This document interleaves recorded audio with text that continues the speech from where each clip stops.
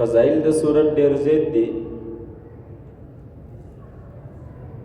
رسول الله صلی الله علیه وسلم فرمایي لوددت انها فی قلب كل انسان،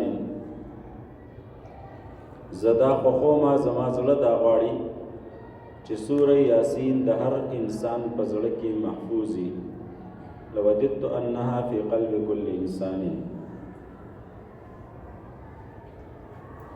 دارنګه تفسیر مظهری والا څه احادیث را نقل کړي دي. یو روایت د انس رضی الله تعالی عنہ ده فرمایي رسول الله مبارک فرمایي چې د هر شی یو زړه وي او د قران پاک زړه چې دی نو د سوره یاسین دی. یو روایت کې راځي چې څوک یو برا سوره یاسین تلاوت کې الله رب العزت به ورته د لس پیری قران پاک د ختم ثواب ورکړي. یو پیر تلاوت یو کې دومره ثواب به ورله الله ورکړي لکه لس پیری چې قران پاک ختم کړی وي. یو روایت د ابن مسعود رضی الله تعالی عنہ دی فرمایي رسول الله مبارک چې څوک د شپې په وخت کې سوره یاسین تلاوت کوي تر سحر پورې به الله رب العزت د مغفرت کړي، د ګناهونو به معاف کړي. یو روایت کې راځي رسول الله مبارک فرمایي چې څوک خالص د الله د رضا د پاره وای، د الله د خوشالولو د پاره وای، نو مخکینی ګناهونه به الله ټول معاف کړي.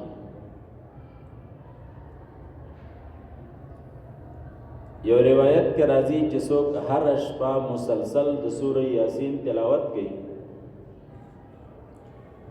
هر شپه مسلسل هر ماسختن د سوره یاسین تلاوت کوي نو دی به شهید مړ کیږي. کمر ګورله د هر ځای نراشي، د هر طرف نراشي، خو مرګ به د شهادت وي، شهید به مړ کیږي.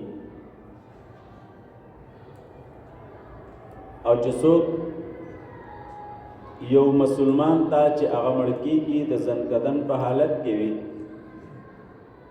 سوره یاسین تلاوت کی نو هغه زنکدن به باندې آسان شي، د زنکدن سختی او تکلیف به ور سره ختم شي.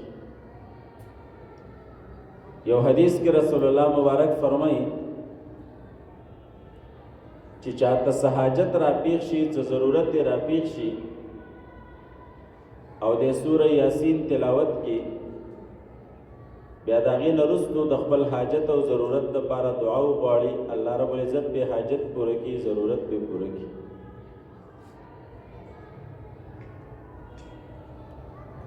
که د چا زړه ته سکون نه وي، خفه پریشان وي، سحر نه سوره یاسین تلاوت کی ورځ به ټوله خوشاله او کله ماښام نه تلاوت کی نو شپه به ټوله په خوشحالۍ کې وي.